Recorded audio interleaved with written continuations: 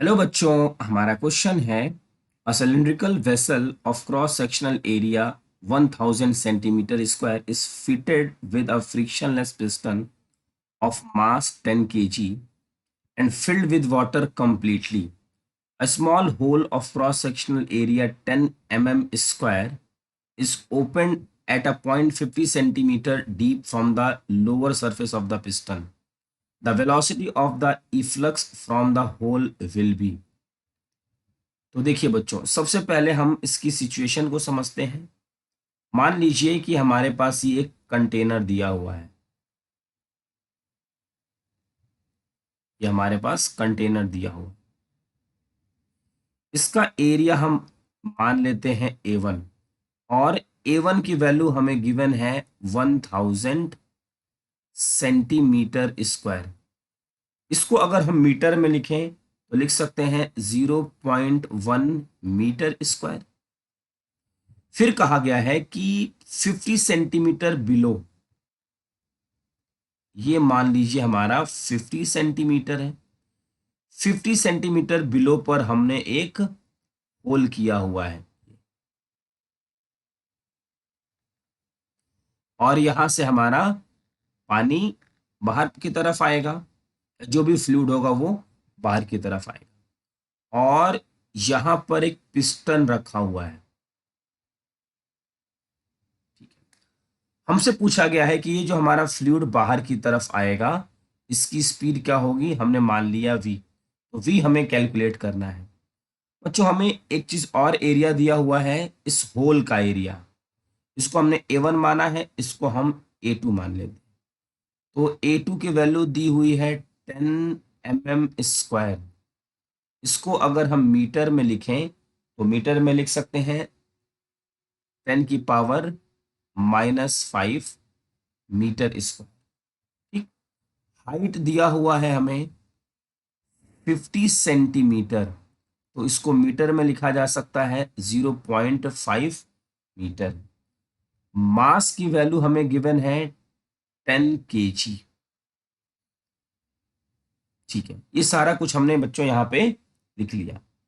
अब हमें एक कंसेप्ट पता है, according to equation of continuity. Equation of continuity equation of continuity कहती है A1V1 is equal to A2V2। मतलब बच्चों, यहाँ का एरिया यहाँ की वेलोसिटी और यहाँ का एरिया यहाँ की वेलोसिटी। फिर हम एक और कंसेप्ट जानते हैं, बर्नौलीज प्रिंसिपल। बर्नौलीज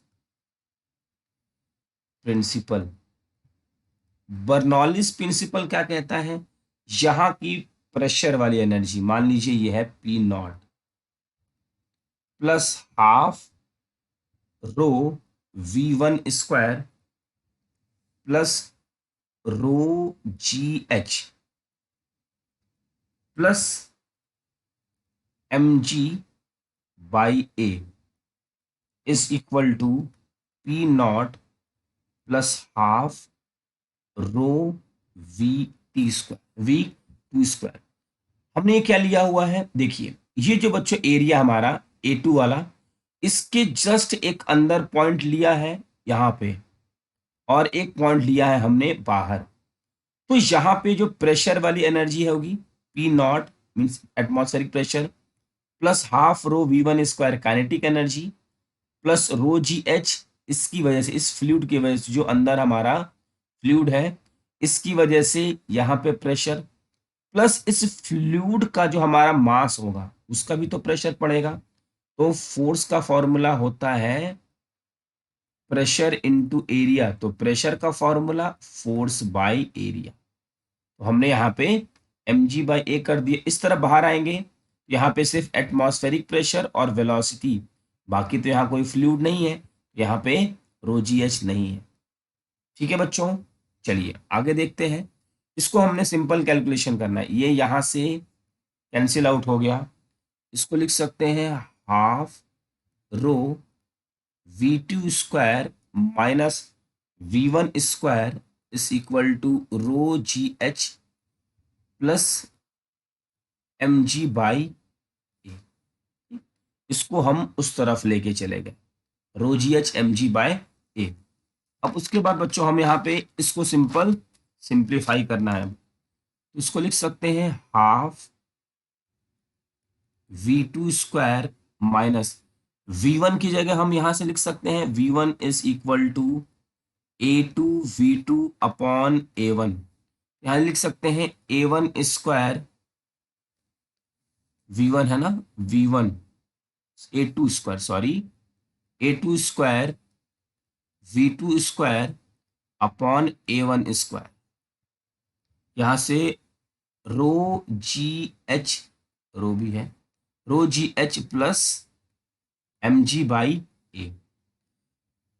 अब बच्चों यहां से हम रो को कैंसिल कर देंगे, डिवाइड कर देते हैं, हाफ ये हो जाएगा v2 square a2 square v2 square a1 square gh plus mg/a रो।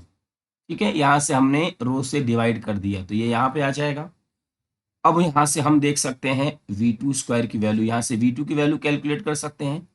हमारा जो आंसर आता है बच्चों, इसको आप कैलकुलेट करेंगे mg/a rho upon 1 minus a2 square upon a1 square. अब बच्चों जो a2 है हमारा, ये जो हमारा a2 एरिया है एज कंपेयर टू a1 बहुत कम है। यहाँ के कंपैरिजन में, a1 के कंपैरिजन में a2 की वैल्यू बहुत कम है। अगर इसकी वैल्यू बहुत ज़्यादा है तो इसकी वेलोसिटी बच्चों बहुत कम होगी। मीन्स हम ये कह सकते हैं जो v1 है वो ऑलमोस्ट इक्वल टू किसके इक्वल हो जाएगा, 0 के इक्वल हो जाएगा। तो v2 square is equal to, यहाँ से स्क्वायर हम हटा दें तो ये रूट के अंदर चला जाएगा, तो ये हो जाएगा 2gh प्लस mg/a रो। अब बच्चों a1 की a2 की वैल्यू क्या है, बहुत छोटी है, तो ये ऑलमोस्ट 0 के बराबर और ये पूरा पार्ट 0, तो हमारे पास सिर्फ इतना बच जाएगा। v2 इज इक्वल टू, अब हमें सिंपल यहाँ पे वैल्यू पुट करनी है, 2g की जगह 10, h की जगह 0.5 प्लस मास है 10, g की वैल्यू 10, एरिया हमें गिवन है 0.1 और रो की value means density of water होता है बच्चों 1000, ये तो हमें याद होता है। अब v2 की वैल्यू कैलकुलेट करेंगे और हमारा जो आंसर होगा 2 5 प्लस 1, ये हो जाएगा 5 प्लस 1 6, 6 और 2 12, तो v2 की वैल्यू आ जाएगी √12 और फिर v2 को कैलकुलेट करेंगे तो ये होगा 3.464 मीटर पर सेकेंड और फिर हम ये कह सकते हैं ऑलमोस्ट 3.4 मीटर पर सेकेंड। तो हमारे इस क्वेश्चन का आंसर है बच्चों सेकेंड। आई होप कि आपको ये क्वेश्चन अच्छे से समझ में आ गया होगा। Thank you.